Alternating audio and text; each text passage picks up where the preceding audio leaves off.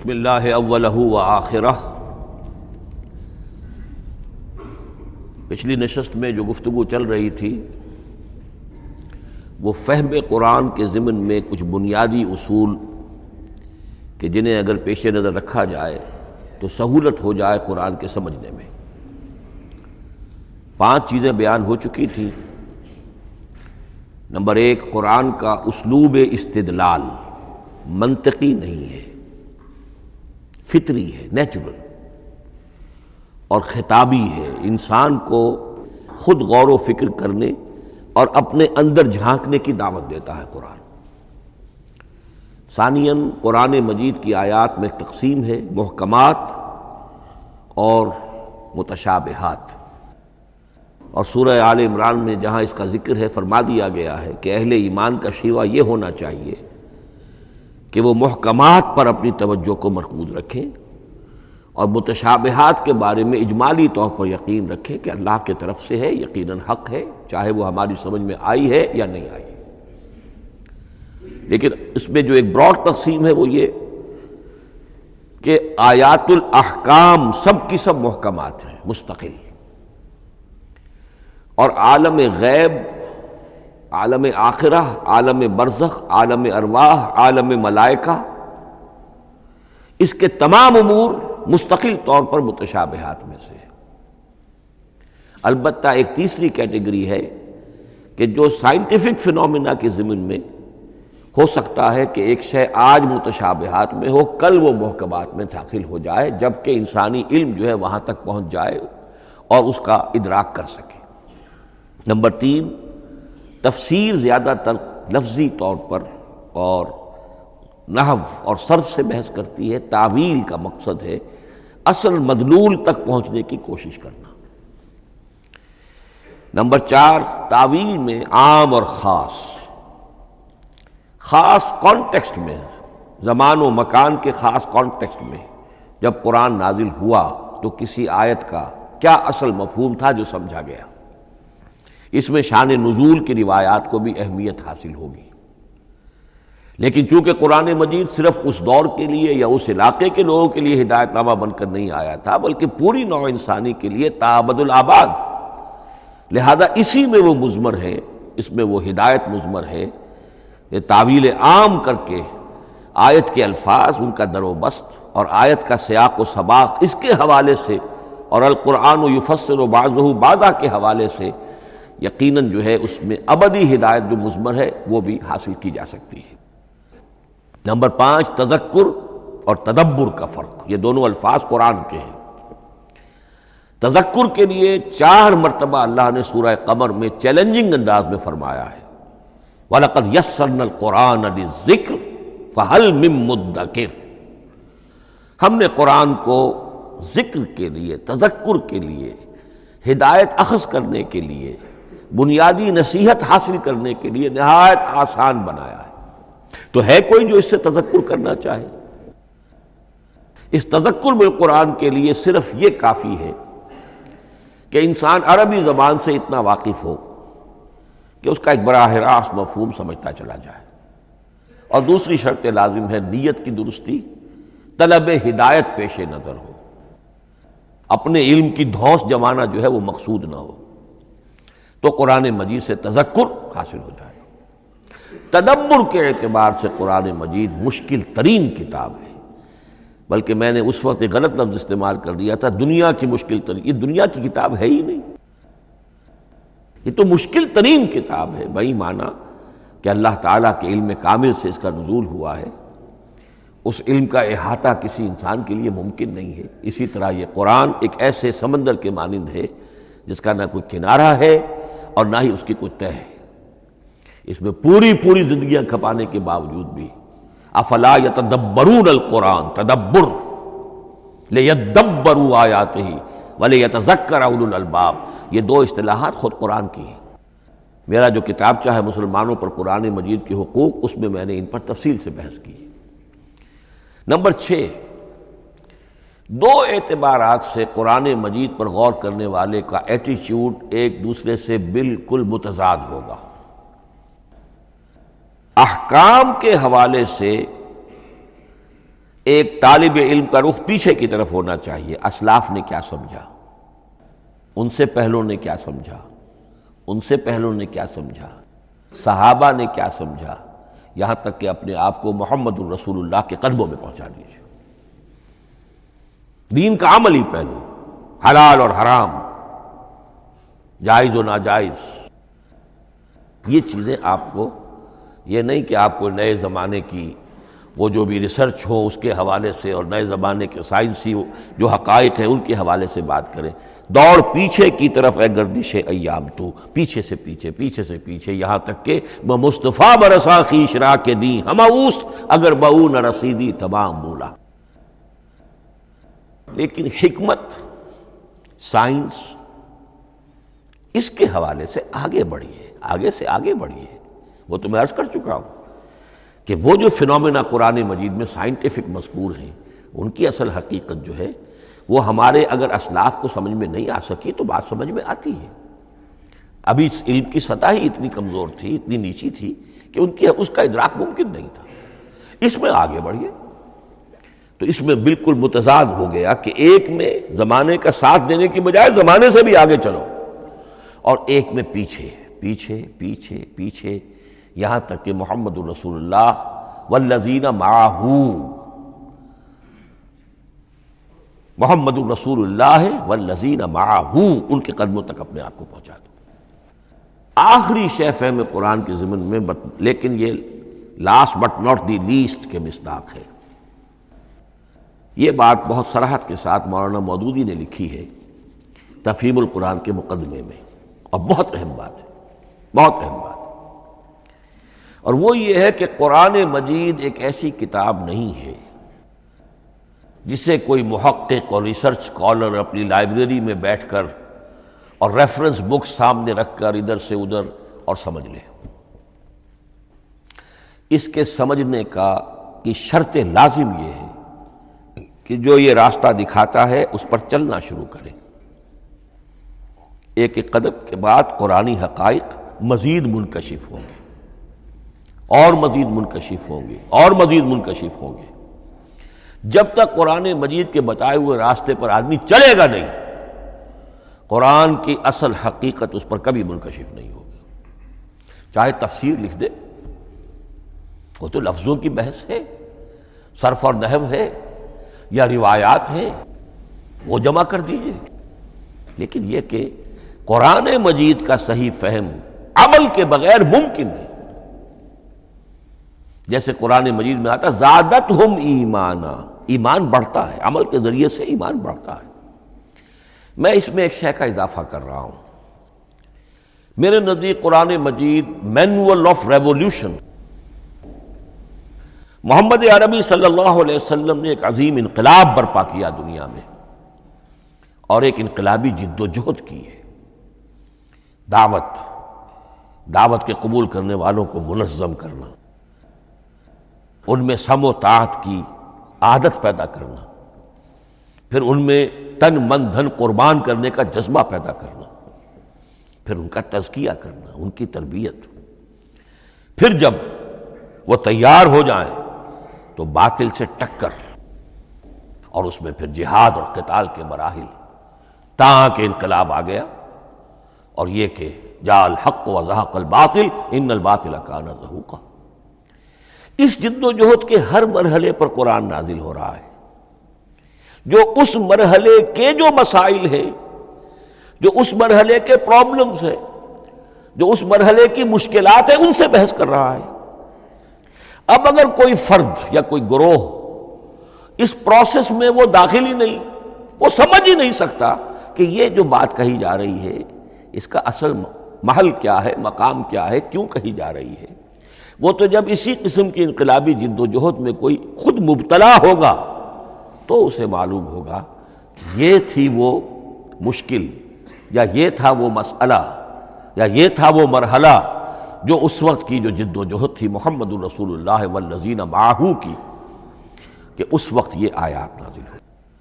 اس طریقے سے manual of revolution میں کہا کرتا ہوں، چونکہ ہماری جو طب کی تعلیم ہوتی ہے ان میں مینول آف ڈسیکشن، سب سے پہلے جو ہے اناٹمی پڑھائی جاتی ہے اور ڈیڈ باڈی کی ڈسیکشن ہوتی ہے، تو مینول آف ڈسیکشن جو ہے وہ پہلی کتاب ہوتی ہے جو ہمیں ملتی ہے۔ یہ ہوتا ہے، بتایا جاتا ہے یہاں ذرا شکاف دو اور یہ کھال کو کاٹو، اس کے اندر تمہیں یہ نظر آئے گا، یہ فیشیا ہے، پھر اسے اس کے اندر ایک اور شگاف دو، یہ نظر آئے گا۔ بالکل اسی طریقے سے قرآن مجید کی انگلی پکڑ کر اگر آپ چلیں گے تو پھر درجہ بدرجہ قرآن آپ پر منکشف ہوتا چلا جائے گا۔ اور اگر آپ نے اسے صرف ایک اکیڈمک ایکسرسائز بنا لیا، ایک علمی بات ہے، اس سے آگے کچھ نہیں، تو قرآن مجید کا جو اصل لب لباب ہے، جو اصل اس کا جوہر ہے، وہ کبھی منکشف نہیں ہوگا۔ اب آئیے ایک اہم موضوع، اعجاز قرآن کے وجوہ کیا ہیں۔ پہلی بات تو یہ سمجھ لیجئے کہ قرآن مجید کی حقانیت پر بنیادی طور پر دو قسم کی دلیلیں ہیں۔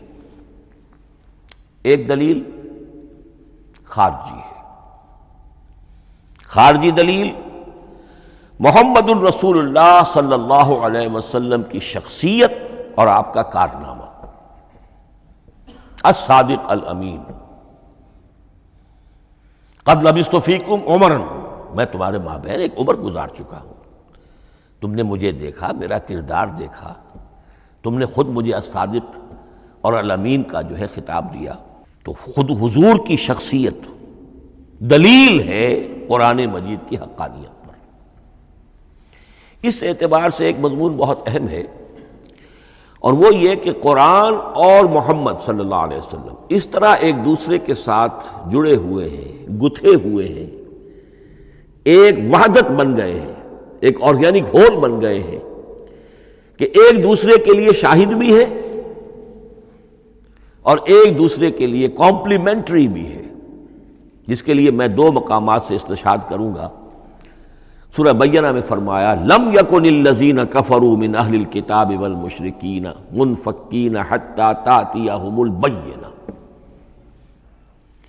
اہل کتاب میں سے اور کفار میں سے، مشرکین میں سے جو لوگ جنہوں نے کہ کفر کیا تھا، وہ علیحدہ نہیں کیے جا سکتے تھے جب تک کہ بینہ نہ آ جاتی۔ اب بینہ کیا ہے؟ رسول من اللہ یتلو صحفا مطہرۃ فیہا کتب قیمہ، بینہ دو چیزوں سے مل کر بنی، رسول من اللہ یتلو صحفا مطہرۃ فیہا کتب قیمہ، رسول اور قرآن مل کر بینہ ہے، رسول کی شخصیت بین ہے، اور یہ قرآن مجید کے لیے دلیل ہے۔ دوسری طرف قرآن مجید محمد کی رسالت کا ثبوت ہے، جیسے کہ آپ دیکھتے ہیں یاسین والقرآن الحکیم انک لمن المرسلین، والقرآن الحکیم، قسم ہے اس قرآن حکیم کی، یعنی یہ قرآن حکیم گواہ ہے، شاہد عادل ہے کہ اے محمد آپ اللہ کے رسول ہیں۔ محمد کی شخصیت، حقانیت قرآن پر دلیل، قرآن محمد کی رسالت پر دلیل، ایک دوسرے کے شاہد۔ دوسرا مقام سورہ طلاق کا ہے، قد انزل الیکم ذکرا، دیکھو لوگو اللہ نے تمہارے لیے یاد دہانی ذکر نازل کر دیا ہے۔ وہ یاد دہانی کیا ہے؟ رسولا یتلو علیکم آیات اللہ مبینات، اللہ کا ایک رسول جو تمہیں پڑھ کر سنا رہا ہے اللہ کی آیات بینات۔ یہ دونوں چیزیں مل کر بینہ بنا، دونوں چیزیں مل کر ذکرا بنا۔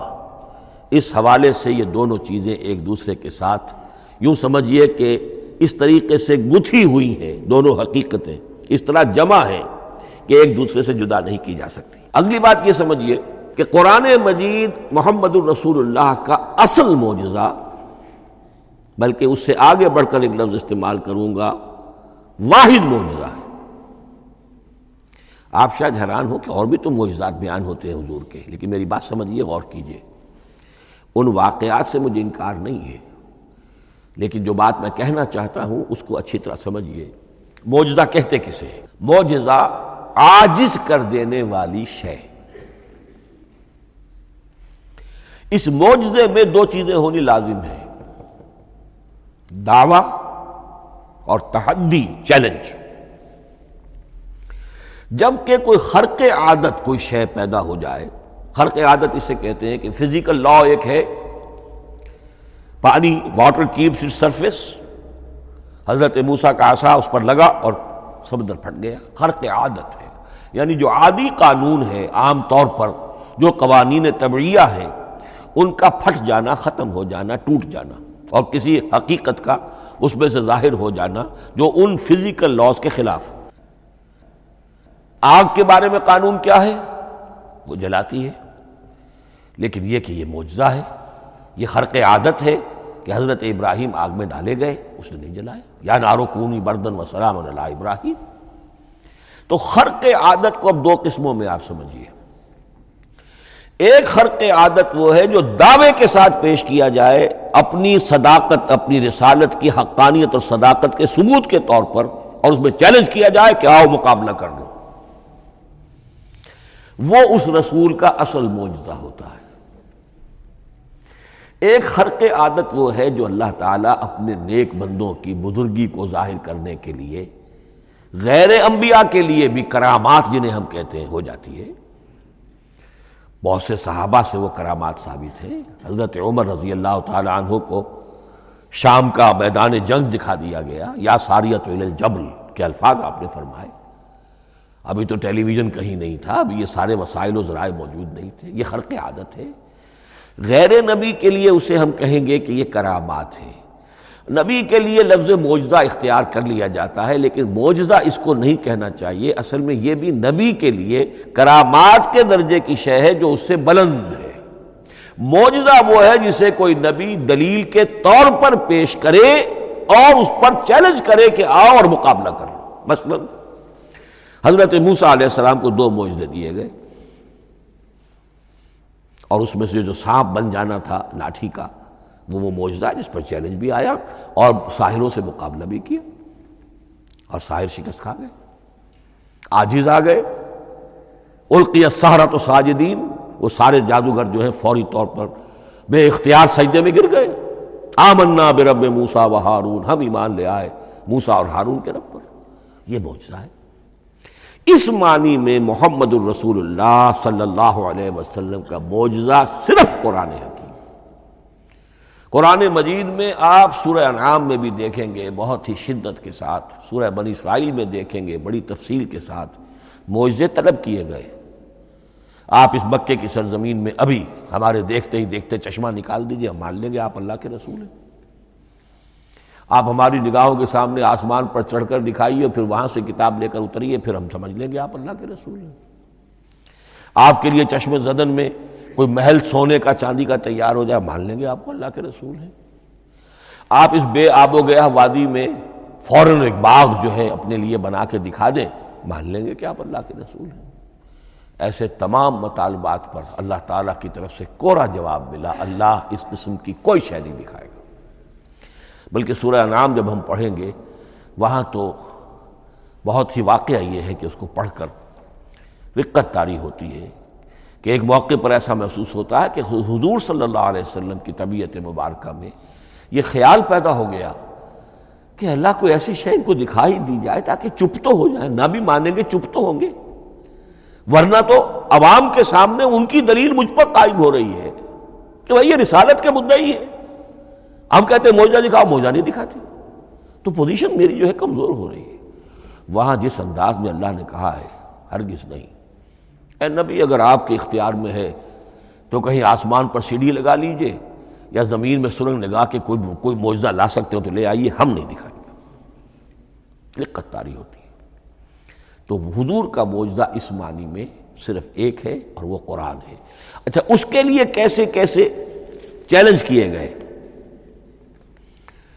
ام یقولون تقولہ بل لا یؤمنون فلیاتوا بحدیث مثلہ ان کانوا صادقین، سورۃ الطور۔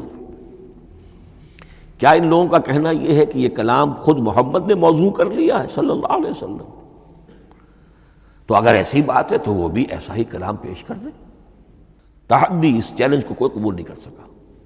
کم سے کم اس شرافت کا اقرار کرنا پڑتا ہے کہ اس وقت عرب قوم میں یہ شرافت تھی کہ کسی نے اٹمپٹ بھی نہیں کی، ورنہ کوئی شخص الٹی سیدھی عبارت لکھ کر لے آتا اور کھڑا ہو کر کہہ دیتا کہ ٹھیک میں کہتا ہوں یہ ہے، یہ قرآن کی طرح کا کلام ہے. نہیں، کسی نے نہیں کیا. تاریخ یہ بتاتی ہے کہ اس تحدی کا کوئی کسی نے قبول نہیں کیا. اسی طرح فرمایا سورہ بنی اسرائیل میں قُلْ لَئِنِ اجْتَمَعَتِ الْإِنسُ وَالْجِنُّ عَلَىٰ أَن يَأْتُوا بِمِثْلِ هَٰذَا الْقُرْآنِ لَا يَأْتُونَ بِمِثْلِهِ وَلَوْ كَانَ بَعْضُهُمْ لِبَعْضٍ ظَهِيرًا. چیلنج ہے، اے نبی کہہ دیجئے اگر تمام انسان تمام جن مل کر بھی چاہیں کہ ایسی کوئی کتاب وہ مرتب کر لیں، نہیں کر سکیں گے، چاہے وہ سب کے سب ایک دوسرے کی مدد کریں. ہے کہ نہیں چیلنج؟ اسی طریقے سے سورہ ہود میں فرمایا، اب اس کو کہتے ہیں برسبیل تنزل، پوری کتاب نہیں لا سکتے قرآن جیسی، چلو تو 10 سورتیں لے آؤ. قُلْ فَاتُوا بِعَشْرِ سُوَرٍ مِثْلَهُ مُفْتَرَيَاتٍ، اے کہیے اے نبی، سورہ ہود کی آیت نمبر 13 ہے، اس جیسی کوئی 10 سورتیں لے آؤ. 114 نہ صحیح 10 صحیح. یہ بھی نہیں ہوا تو برسبیل تنزل اور سورہ یونس میں فرمایا قُلْ فَاتُوا بِسُورَةٍ مِّن مِثْلِهِ، ایک سورت ہی لے آؤ. اور اسی کو سورہ بقرہ کے 30 رکوع میں دہرایا گیا، وَإِن كُنتُمْ فِي رَيْبٍ مِّمَّا نَزَّلْنَا عَلَىٰ عَبْدِنَا فَأْتُوا بِسُورَةٍ مِّن مِّثْلِهِ وَادْعُوا شُهَدَاءَكُم مِّن دُونِ اللَّهِ إِن كُنتُمْ صَادِقِينَ. لیکن نوٹ کر لیجئے کہ کسی نے یہ جرأت نہیں کی، نہ قرآن کے اس دعوے کو چیلنج کیا، نہ کسی نے مقابلے کی کوشش کی، نہ کوئی اپنی کوئی تصنیف و تالیف یا اپنا کوئی کمپوزیشن لا کر اور یہ دعویٰ کر کے کھڑا ہوا کہ جمع کر لیجئے، منصف بلا لیجئے، کوئی کمیشن بٹھا لیجئے، میرا یہ کلام بھی بالکل ہم وزن ہے اس کلام کے. نہیں. اب ہمیں دیکھنا یہ ہے کہ وجوہ اعجاز قرآن مجید کے کیا کیا ہے. معجزہ تو یہ ہے، حضور کا اصل معجزہ یہ ہے، لیکن معجزہ کس کس پہلو سے ہے؟ یہ ایک ایسا موضوع ہے کہ جس پر پوری تصانیف لکھی گئی ہیں. وجوہ الاعجاز، وجوہ اعجاز القرآن، قرآن کے معجزہ ہونے کے کون کون سے پہلو ہیں. اس کا واقعہ یہ ہے کہ احسان ناممکن ہے، اور جیسے جیسے زمانہ آگے بڑھے گا اس کے اور پہلو واضح ہوتے جائیں گے. سنوریہم آیاتنا فی الآفاق وفی انفسہم حتی یتبین لہم انہ الحق. لیکن یہ کہ کس کس پہلو سے یہ معجزہ ہے، چند موٹی موٹی باتیں ضرور سمجھ لیجئے. لغت، ادب، فصاحت، بلاغت، عذوبت، مٹھاس، اس کے اعتبار سے قرآن معجزہ ہے. لیکن اس اعتبار سے قرآن معجزہ ہے یا تو تھا اپنے زمانے کے عربوں کے لیے، غیر عرب کے لیے تو نہیں تھا. غیر عرب جو ہے قرآن مجید کی جو بھی فصاحت و بلاغت ہے، اس کا جو لٹریری بیوٹی ہے، اس کو تو وہ اپریشیٹ نہیں کر سکتا تھا. یہ حصہ جو ہے یا تو عربوں کے لیے تھا اس وقت دائمی، یا آج بھی عرب کچھ نہ کچھ، بہرحال عربی ان کی زبان ہے، وہ پڑھتے ہیں. جیسا کہ میں نے عرض کیا تھا، چاہے عیسائی ہوں اور چاہے یہودی ہوں، وہ بھی اپنے ہاں لٹریچر کی، عربی لٹریچر کی ہائیسٹ کتاب کی حیثیت سے قرآن مجید کو پڑھانے پر مجبور ہے. ایک پہلو اس کا یہ ہے. اور اسی کے حوالے سے نوٹ کیجئے حضرت لبید رضی اللہ تعالی عنہ، یہ سبع معلقہ کے شعراء میں سے تھے آخری.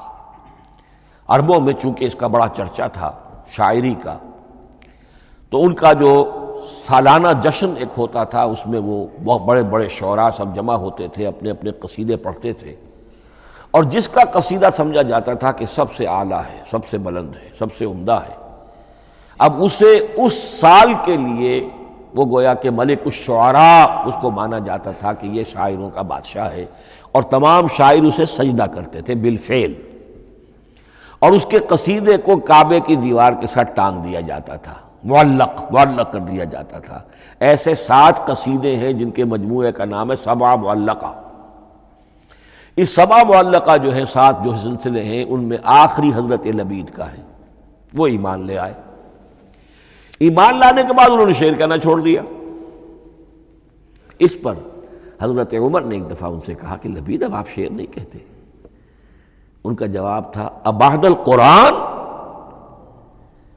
کیا قرآن کے بعد بھی کسی کے لیے کوئی موقع ہے کہ وہ کچھ کہنے کی کوشش کرے؟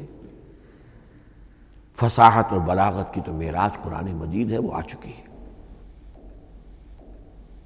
تو جہاں تک اہل عرب کے لیے اس کا معجزہ ہونا خاص طور پر اس دور میں اور اب بھی کسی درجے میں، اس میں تو اہمیت ہے اس کی ادبیت، اس کی فصاحت، اس کی بلاغت، اس کی عذوبت۔ دائمی اور ابدی یہ کس اعتبار سے معجزہ ہے؟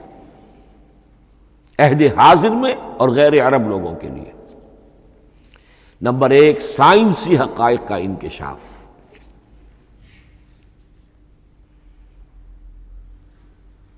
جس طریقے سے کہ یہ سائنسی حقائق منکشف ہوتے چلے جا رہے ہیں ابدی طور پر، میں ڈاکٹر مورس بکائی کا حوالہ دے چکا ہوں اور پروفیسر ڈاکٹر کیتھل مور کا حوالہ دے چکا ہوں، ان کو ذہن میں رکھیے۔ سنریہم آیاتنا فی الآفاق وفی انفسہم حتی یتبین لہم انہ الحق۔ نمبر دو، حضور کا وہ کارنامہ کہ آپ نے ایک عظیم انقلاب برپا کر کے دکھایا اور وہ نظام قائم کر کے دکھایا کہ جس سے بہتر، جس سے عادلانہ، جس سے زیادہ منصفانہ کوئی نظام دنیا میں نہ آج تک قائم ہوا ہے اور نہ اس کی کوئی دوسری نظیر پیش کی جا سکتی۔ یہ ہے سب سے بڑا معجزہ، اور معجزہ ہوا قرآن سے۔ اتر کر حرا سے سوئے قوم آیا اور ایک نسخہ کیمیا ساتھ لایا۔ یہ سارا معجزہ، جیسا کہ میں نے شروع میں عرض کیا ہے، محمد اور قرآن دونوں مل کر بینہ بھی ہے تو رسول من اللہ یتلو صحفا مطہرۃ فیہا کتب قیمہ، اور قد انزل الیکم ذکرا رسولا یتلو علیکم آیات اللہ المبینات۔ یہ معجزہ جو ہے جس کے حوالے سے دنیا میں بڑی بڑی شخصیات نے شہادت دی۔ ایم این رائے اس صدی کا ایک بہت بڑا انقلابی شخص، کمیونسٹ انٹرنیشنل کا رکن، اس صدی کی ابتدا میں جو شورا تھا، جو غلغلہ تھا، جو ولولہ تھا بولشوک ریولوشن کا، اور جو دنیا کے اندر ایک دھوم مچ گئی تھی، اس کو ذہن میں رکھیے۔ اور اس میں کمیونسٹ انٹرنیشنل کا رکن ایم این رائے، 1920 میں اس نے لاہور میں ایک خطبہ دیا تھا، ہسٹوریکل رول آف اسلام، اور اس نے کہا تھا تاریخ انسانی کا عظیم ترین انقلاب وہ ہے کہ جو محمد نے برپا کیا صلی اللہ علیہ وسلم۔ آج بھی یہ کتاب بھارت میں چھپتی ہے، بامبے کا ایک پبلشر شائع کرتا ہے، historical role of Islam by M N Roy. پھر آگے چلیے، ایچ جی ویلز اگرچہ انتہائی رقیق حملے کرتا ہے حضور کی زندگی کے بعض پہلوؤں پر، جیسے رشدی نے کیے ہیں یا جیسے تسلیمہ نسرین ایک بنگالی خاتون نے کیے ہیں، اسی طرح کے حملے کیے اس نے بھی۔ اور یہ اس لیے بتا رہا ہوں کہ یہ اسٹیبلش ہو جائے کہ وہ دوست نہیں ہے، دشمن ہے۔ عربی کا ایک مقولہ یہ ہے کہ الفضل ما شہدت بہ الاعداء، اصل فضیلت تو اس شے کی ہے جس کی گواہی دشمن دے۔ دوست تو تعریف کریں گے، قابل تعریف شے کی بھی تعریف کریں گے، بڑھ چڑھ کر کریں گے۔ یہ بھی ہو سکتا ہے کسی قابل مذمت شے کی بھی تعریف کر بیٹھے، دوست ہوئے۔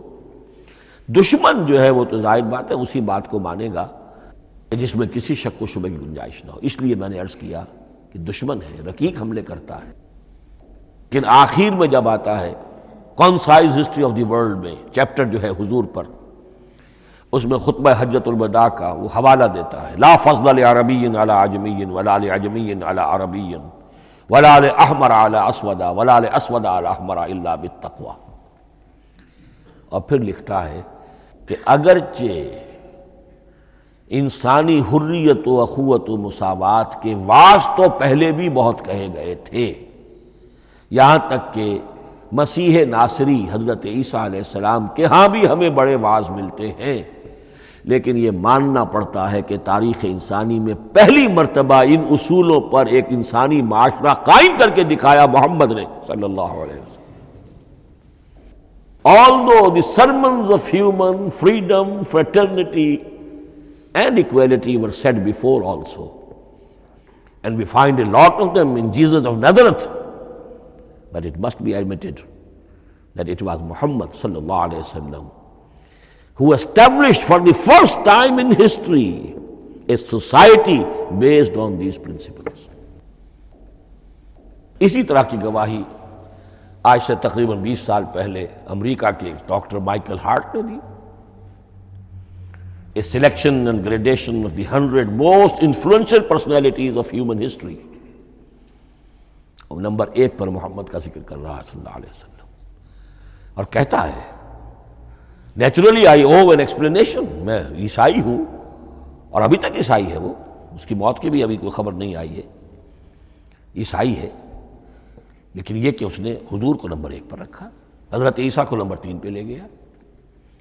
تو naturally I owe an explanation, اور پھر ایکسپلینیشن دی ہے this is because he is the only person supremely successful in both the religious and secular fields. یہ دونوں میدان جو ہے مذہب اور روحانیت اور دوسری طرف سیاست اور حکومت اور ریاست، ان دونوں میدانوں میں بیک وقت انتہائی کامیاب انسان صرف ایک ہے، اور وہ محمد ہے صلی اللہ علیہ وسلم. یا تو آدمی اس میں اونچا ہوتا ہے، روحانیت میں ہے، دین میں ہے، اخلاق میں ہے، تو سیاست اور ریاست میں زیرو ہوگا. یا کوئی بہت بڑا بادشاہ ہے، بڑا حکمران ہے، بڑا فاتح ہے، سکندر اعظم ہے، تو وہ اخلاقیات میں اور روحانیات میں زیرو نہیں، مائنس ہوگا.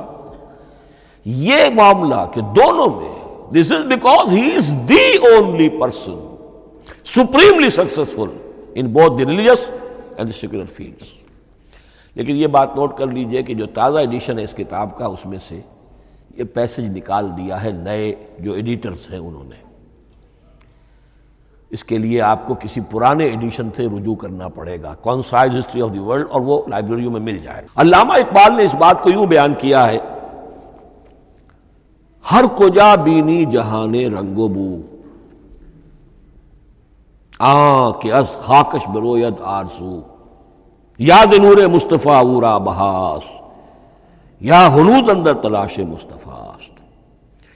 اس دنیا میں تمدن کے اعتبار سے، اخلاق کے اعتبار سے، معاشرت کے اعتبار سے کہیں کوئی خوبی اگر تمہیں نظر آتی ہے، کوئی رمق نور کی، خوبی کی، بھلائی کی، رنگ و بو،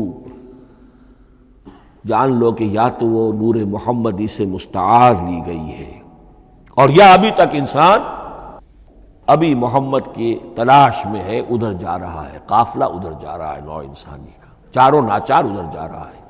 سوشل ایوولوشن کا پروسیس انسان کو افراط و تفرید کے دھکوں کے باوجود تدریجاً لے کر جا رہا ہے بحیثیت مجموعی پوری مین کائنڈ کو اسی بات کی طرف کہ جس کی طرف دعوت دی تھی محمد الرسول اللہ صلی اللہ علیہ وسلم. ہر کجا بینی جہان رنگ و بو، کہ از خاکش بروید آرزو، یا ز نور مصطفیٰ اورا بہاست، یا ہنود اندر تلاش مصطفیٰ است. اسی اعتبار سے میں ایک بات اور کہہ رہا ہوں، اس پہلو سے واقعہ یہ ہے کہ میرے نزدیک اس دور میں اعجاز قرآن کی سب سے بڑی نمائندہ شخصیت، اعجاز قرآن کا سب سے بڑا مظہر علامہ اقبال کی ذات ہے. 20ویں صدی کا مفکر، فلسفی، مشرق و مغرب کے فلسفے پڑھ چکا، قدیم اور جدید فلسفہ سب کا مطالعہ کیا، اور اس کے بعد اس کو قرآن کی حقانیت پر جو یقین نظر آیا ہے، قرآن کی عظمت جس طرح اس پر منکشف ہوئی ہے، وہ واقعہ یہ ہے کہ مجھے کم سے کم اپنی محدود معلومات کی حد تک عظمت قرآن کا وہ انکشاف کسی دوسرے شخص پر نظر نہیں آتا. انہوں نے جس طریقے سے مرثیے کہے ہیں کہ مسلمان قوم نے کس طرح قرآن کو چھوڑا ہوا ہے، واعظ ہے تو قرآن سے نہیں کہیں اور سے، تربیت اور تزکیہ نفس ہے تو اس کا تعلق قرآن سے نہیں، وہ بھی کچھ اور مستعار چیزیں ادھر سے ادھر سے لے لی ہیں، فلسفے ہیں تو کہیں اور سے لے لیے ہیں، قرآن سے حکمت جو ہے وہ اخذ نہیں کی گئی ہے. کیسے کیسے انہوں نے عظمت قرآن کا جو انکشاف ان پر ہوا اس کی تعبیر کی ہے. کتاب زندہ قرآن حکیم، حکمت او لا یزال است و قدیم، حرف اورا ریب نئے، تبدیل نئے، آیا شرمندہ تعویل نئے. فاش گویا ماں سے در دل مضمر است، ای کتابیں نیز چیزیں دیگر است، مثل حق پنہاؤ ہم پیداستو، زندہ و پائندہ و گویاستو، چون بجاں در رفت جہاں دیگر شود، جہاں چو دیگر شد جہاں دیگر شود۔ میں اس میں خاص طور پر دو اشعار آپ کو اس وقت سنانا چاہتا ہوں۔ انہوں نے حضور سے مناجات کرتے ہوئے دو اشعار کہے ہیں، اس سے آپ کو اندازہ ہوگا کہ انہیں کتنا یقین تھا کہ میرے سارے فکر کا منبع قرآن حکیم ہے۔ کہتے ہیں گر دلم آئینہ بے جوہر است،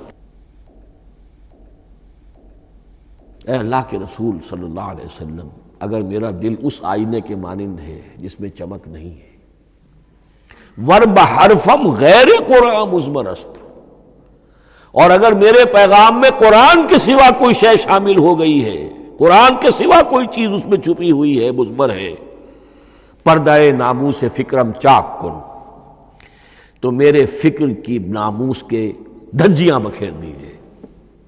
پردہ ناموس فکرم چاک کن، این خیاباں راز خارم پاک کن، اس شاہراہ کو اس کانٹے سے پاک کر دیجئے، کانٹا میرا، میں کانٹے کے مانند ہوں، پھر اٹھا کر پھینک دیجئے۔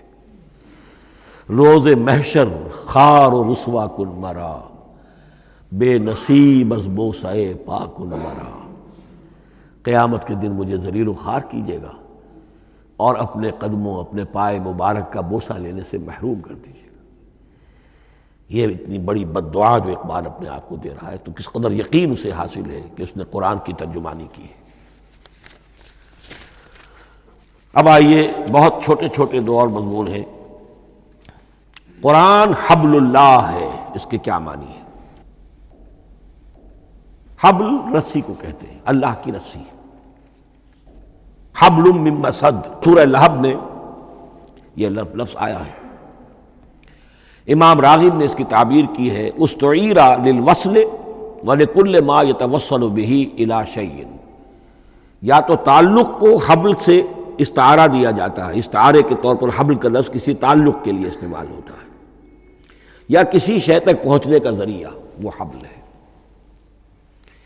اب یہ ہمیں لفظ ملتا ہے حضرت علی رضی اللہ تعالیٰ عنہ کی روایت میں، هو حبل اللہ المتین، ترمذی میں یہ الفاظ موجود ہیں، حضرت علی سے منقول ہے رضی اللہ تعالیٰ عنہ، یہی ہے اللہ کی مضبوط رسی۔ کیونکہ قرآن مجید میں آتا ہے وَاعْتَصِمُوا بِحَبْلِ اللَّهِ جَمِيعًا، تو حبل اللہ کون سی ہے؟ پھر یہ حضرت عبداللہ ابن عمر سے بھی ہے، یہ روایت موجود ہے رزین میں، هو حبل اللہ المتین، یہ قرآن ہی اللہ کی مضبوط رسی ہے۔ اللہ سے اب اس کے دو پہلو ہیں، ایک تو یہ کہ یہ اللہ سے جوڑنے والی ہے، تقرب اللہ کا ذریعہ ہے، وصول الی الشیء، کسی چیز تک پہنچانے والی شے، اس کا سہل ترین، اللہ کے تقرب کا سہل ترین ذریعہ، مؤثر ترین ذریعہ قرآن حکیم ہے۔ چنانچہ ترمذی میں حضرت عبداللہ ابن مسعود کا یہ قول موجود ہے، القرآن حبل اللہ الممدود من السماء الی الارض، قرآن تو اللہ کی وہ رسی ہے جو تنی ہوئی ہے آسمان سے زمین کی طرف۔ یہ ترمذی میں تو اصل میں اثر ہے، حضرت عبداللہ ابن مسعود کا قول ہے، لیکن یہ کہ زید ابن ارقم سے یہ الفاظ جو ہیں مرفوعاً کہ یہ حضور کے الفاظ ہیں، یہ بھی منقول ہے کہ حضور نے فرمایا کہ القرآن حبل اللہ الممدود من السماء الی الارض۔ اور ایک بڑی پیاری روایت ہے طبرانی کی معجم کبیر میں کہ ایک مرتبہ حضور اپنے حجرے سے برآمد ہوئے، مسجد نبوی کے ایک گوشے میں دیکھا کچھ صحابہ بیٹھے ہوئے قرآن سمجھ رہے ہیں، سمجھا رہے ہیں، پڑھ رہے ہیں، مذاکرہ قرآن۔ آپ کے چہرے پر بڑے بشاشت کے آثار ظاہر ہوئے، خوشی کے آثار۔ آپ چل کر تشریف لائے، پہلے ایک سوال کیا، الستم تشہدون اللہ الہ الا اللہ وانی رسول اللہ وہذا القرآن جاء من عند اللہ، کیا آپ لوگ اس کے گواہ نہیں ہیں کہ اللہ کے سوا کوئی معبود نہیں اور میں اللہ کا رسول ہوں، اور یہ قرآن خاص اللہ کے پاس سے آیا ہے۔ صحابہ کا جواب کیا ہو سکتا تھا؟ بلا یا رسول اللہ، کیوں نہیں اللہ کے رسول، ہم گواہ ہیں، اللہ کے سوا کوئی معبود نہیں، آپ اللہ کے رسول ہیں، اور قرآن خاص اللہ کے پاس سے آیا ہے۔ اب آپ نے فرمایا فاستبشروا، خوشیاں مناؤ، فإن هذا القرآن طرفه بأيديكم وطرفه بيد اللہ، اس لیے کہ یہ قرآن وہ شے ہے کہ اس کا ایک سرا تمہارے ہاتھ میں ہے، ایک سرا اللہ کے ہاتھ میں۔ تو وصول الی اللہ کا مؤثر ترین طریقہ، تقرب الی اللہ کا مؤثر ترین طریقہ، سہل ترین طریقہ، شور شوق طریقہ وہ قرآن مجید ہے۔ اس اعتبار سے بھی کہ ہے ہی اللہ کی صفت، یہ ہم بحث کر چکے ہیں پہلے، اللہ کا کلام ہے، کلام صفت ہوتی ہے، اور صفت لا عین ولا غیر، یہ قرآن اللہ کا غیر نہیں ہے، ہم سمجھ نہیں سکتے، لیکن یہ کہ ہر صفت جو ہے وہ تو در حقیقت نہ عین ہے نہ غیر ہے۔ دوسری طرف یہی قرآن جو ہے حبل اللہ اس معنی میں بنتا ہے کہ مسلمانوں کو باہم جوڑنے والی شے، وَاعْتَصِمُوا بِحَبْلِ اللَّهِ جَمِيعًا وَلَا تَفَرَّقُوا، حبل اللہ کو مضبوطی کے ساتھ تھام لو، سب کے سب جمع ہو کر، یہ تمہیں تفرقے سے بچانے والی شے ہے۔ اس کی وجہ کیا ہے؟ ظاہر بات ہے کہ انسانوں جو ہے ان کے اندر اتحاد پیدا ہوگا اتحاد فکری کے نتیجے میں، فکر ایک ہو، نظریات ایک ہوں، ویلیوز ایک ہوں، مقاصد ایک ہوں، تبھی تو انسان متحد ہوں گے۔ یہ بھیڑوں کا گلہ تو نہیں ہے کہ چرواہے کی ایک لاٹھی کافی ہے ان کو جمع رکھنے کے لیے، وہ بھیڑوں کا گلہ ہے۔ انسانوں کو جمع کرنے کے لیے کوئی ایسی شے جو تمہیں ایک فکر سے، ایک نظریے سے، ایک مقصد سے، ایک نصب العین سے متصف کر دے، وہ تمہیں جوڑ دے گی۔ اور قرآن وہ شے ہے جو ایک فکر دیتا ہے، ایک خیال دیتا ہے، ایک نظریہ دیتا ہے، ایک عقیدہ دیتا ہے، ایک مقصد دیتا ہے، ایک نصب العین دیتا ہے، اللہ کے لیے جینا، اللہ کے لیے مرنا، ان صلاتی و نسکی و محیای و مماتی للہ رب العالمین، ایک آئیڈیل دیتا ہے محمد الرسول اللہ کی شکل میں، لقد کان لکم فی رسول اللہ اسوۃ حسنہ۔ اب قرآن وہ چیز ہے کہ جو تمہیں آپس میں جوڑتی چلی جائے گی، تمہارے درمیان اتحاد پیدا ہو جائے گی۔ آخری چیز، مسلمانوں پر قرآن مجید کے حقوق کیا ہیں؟ یہ صرف اشارہ کروں گا اس لیے کہ اس پر میرا کتابچہ موجود ہے، اور اس کتابچے کو اللہ تعالیٰ نے بہت قبول عام عطا فرمایا۔ اس کا انگریزی ترجمہ کیا ایک صاحب نے، از خود کیا، خود ہی ٹائپ کیا، خود ہی چھپوایا۔ عربی ترجمہ ایک صاحب نے کیا، خود کیا۔ فارسی ترجمہ ایک صاحب نے کیا، خود کیا، بغیر کسی معاوضے کے۔ ملیشیا میں وہ چھپ چکا ہے، لاکھوں کی تعداد میں عام ہو چکا ہے۔ پھر میں نے ایک موقع پر 1970 میں رمضان مبارک کے دوران آخری عشرے میں مولانا بن نوری رحمۃ اللہ علیہ تشریف لائے ہوئے تھے مدینہ منورہ، اور میں نے بھی وہ پورا رمضان مبارک اس سال وہیں کیا تھا۔ میں نے ان کو دیا تھا کہ آپ دیکھیے اس میں کوئی غلطی ہو تو مجھے بتا دیجئے، میں اسے بڑے پیمانے پر شائع کرنا چاہتا ہوں۔ انہوں نے حالت اعتکاف میں مسجد نبوی میں پڑھا ہے، صرف ایک جگہ ایک جملے میں انہوں نے اصلاح تجویز کی، وہ میں نے کر دی۔ اس اعتبار سے اب یہ کتابچہ جو ہے مصدقہ ہے مولانا محمد یوسف بن نوری رحمۃ اللہ علیہ کا۔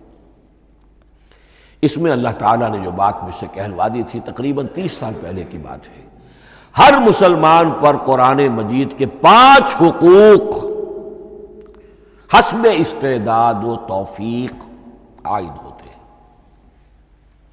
پہلے یہ کہ اس پر ایمان ہو جیسا کہ ایمان کا حق ہے، صرف زبانی ایمان نہیں، دل سے یقین کہ یہ اللہ کا کلام ہے۔ اور اس کا نتیجہ کیا ہوگا؟ پھر عظمت اس کی پیدا ہوگی، ایمان و تعظیم، یہ پہلا حق ہے۔ تلاوت و ترتیل، اس کو پڑھے جیسے کہ پڑھنے کا حق ہے، پھر سمجھے جیسے کہ سمجھنے کا حق ہے، تذکر و تدبر، پھر عمل کرے، انفرادی طور پر بھی اجتماعی طور پر بھی۔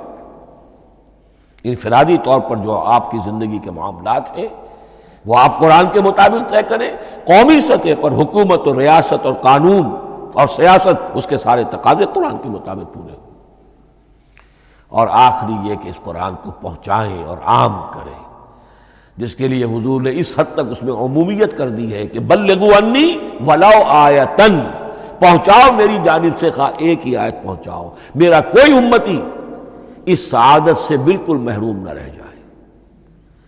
اول تو خیرکم من تعلم القرآن وعلمہ، تم میں سے بہترین لوگ وہ ہیں جو اسی کے لیے اپنے آپ کو وقف کر دیں، قرآن پڑھیں اور پڑھائیں، سیکھیں اور سکھائیں، سمجھیں اور سمجھائیں، اس لیے کہ سمجھنے اور سمجھانے، سیکھنے اور سکھانے، پڑھنے اور پڑھانے کا بھی کوئی ایک لیول تو نہیں ہے، ایک عام لوگوں کی سطح ہے، ایک ان سے اوپر کی سطح ہے، ایک انٹلیکچوئلز کی سطح ہے، ایک جینیس لوگوں کی سطح ہے۔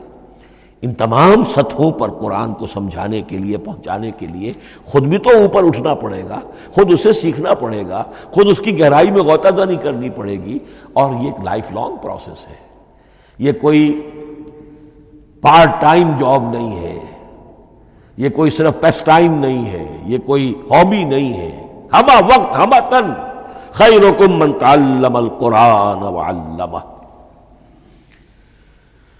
اب آخری بات بتا رہا ہوں، اور وہ یہ ہے کہ قرآن مجید وحی باللفظ ہے، صرف وحی بالمعنی نہیں ہے۔ یہ بحث اصل میں کیونکہ ہمارے پڑھے لکھے طبقے میں کچھ زیادہ ہو جاتی ہے، خاص طور پر جو مشنری اسکولوں وغیرہ میں پڑھے ہوں اور عیسائیت اور اس کے عقائد اور اس کے فلسفے کی کوئی تھوڑی بہت ان کو کوئی چھوت لگ گئی ہو۔ عیسائیوں کے ہاں یہ عقیدہ ہے، اجماعی عقیدہ ہے کہ وحی بالمعنی ہوتی ہے، یعنی وحی کا ایک مفہوم ہے جو نبی پر اتار دیا جاتا ہے، پھر نبی اپنے الفاظ میں اسے ادا کرتا ہے۔ لفظ اللہ کے نہیں ہوتے، لفظ نبی کے ہوتے ہیں، مفہوم اللہ کا ہوتا ہے۔ ان کے لیے مجبوری یہ ہو چکی ہے جس کی وجہ سے انہیں یہ عقیدہ اپنانا پڑا کہ کوئی ایک انجیل ہے ہی نہیں، 104 انجیلوں میں سے وہ انہوں نے 4 سلیکٹ کی تھی کینونیکل گاسپلز، باقی جو ہیں وہ اب وہ ان کو مستند نہیں مانتے، اپوکریفل کہتے ہیں۔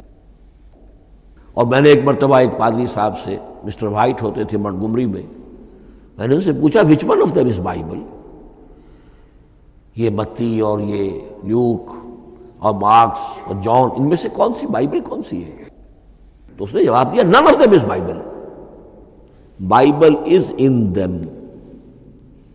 ان میں سے کوئی ایک بھی مشخص طور پر، معین طور پر بائبل نہیں ہے، بائبل ان میں ہے بحیثیت مجموعی۔ لہذا ان کے لیے یہ عقیدہ جو ہے وہ لازم سا ہو گیا۔ ہمارے ہاں بھی بعض فلاسفہ نے اس قسم کی باتیں کی ہے کہ جن سے یہ دھوکہ لگتا ہے، لیکن میں خاص طور پہ چونکہ علامہ اقبال کا تذکرہ میں نے آج کیا ہے، اسی حوالے سے میں ان کا ایک واقعہ بیان کرنا چاہتا ہوں۔ ایف سی کالج لاہور کے پرنسپل تھے ڈاکٹر یوئنگ، ایک دعوت تھی، اس میں علامہ بھی تھے، وہ بھی تھے۔ تو ڈاکٹر یوئنگ نے کہا، وہ بڑا فلسفی تھا،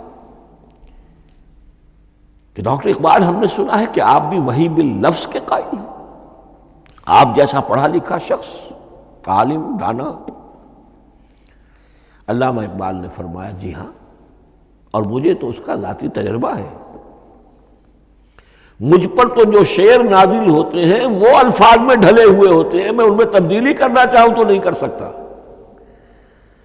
تو اگرچہ اس سوال اس جواب کو ہم کہیں گے کہ یہ الاجوبۃ المسکتہ، مسکت چپ کر دینے والا جواب تھا کہ جو علامہ اقبال نے دیا، لیکن ذہن میں رکھیے یہ کہ جو وحی باللفظ ہے وہ ختم ہو چکی محمد رسول اللہ صلی اللہ علیہ وسلم پر۔ وحی رسالت وحی باللفظ ہے، وہ ختم ہو چکی۔ البتہ الہام، کشف، رویا، القاء، یہ وحی بالمعنی ہے، یہ کوئی ایک شے ہے جو دل میں ڈال دی جاتی ہے۔ اس کے دروازے آج بھی کھلے ہوئے ہیں، اور یہ جان لیجئے قرآن مجید کی حقانیت کا جو اصل ثبوت ہے وہ یہ ہے کہ آپ اسے اپنے باطن کے اندر محسوس کریں۔ یہ جو باطنی تجربہ علامہ اقبال نے کہا ہے کہ انسان اپنے باطن میں محسوس کرے کہ ہاں یہ بات ہے، ٹھیک ہے۔ اس کے لیے کہ علامہ ابن قیم رحمۃ اللہ علیہ کا قول ایسا ہے، بڑا پیارا قول ہے، قرآن کے کچھ پڑھنے والے ایسے ہیں جب قرآن کو پڑھتے ہیں تو یوں محسوس کرتے ہیں کہ ہم مصحف سے نہیں پڑھ رہے، لوح قلب سے پڑھ رہے ہیں، ہمارے دل پر لکھا ہوا قرآن موجود ہے، یعنی ہماری فطرت، ہمارے اندر کی کوئی حقیقت ہے جو سرٹیفائی کر رہی ہے، توثیق کر رہی ہے، اٹیسٹ کر رہی ہے کہ ہاں یہ ٹھیک ہے۔ اور اس کی وجہ کیا ہے؟ ہماری روح اور اس قرآن کا منبع وہ ایک ہی ہے، وہ ذات باری تعالیٰ ہے، یہ کلام اللہ ہے، اور ہماری روح امر اللہ۔ یسألونک عن الروح قل الروح من امر ربی وما اوتیتم من العلم الا قلیلا۔ بس میں اسی پر اکتفا کر رہا ہوں۔ اب گمان غالب یہی ہے کہ کل تو تراویح ہوگی انشاءاللہ، اس لیے کہ سنا یہ ہے کہ آج بھی روزہ تھا سعودی عرب میں، تو اب اس سے زیادہ تو تاخیر اب ممکن نہیں ہے، تو کل انشاءاللہ تعالی دورہ ترجمہ قرآن شروع ہو جائے گا۔ بارک اللہ لی و لکم فی القرآن العظیم ونفعنی و ایاکم بالآیات۔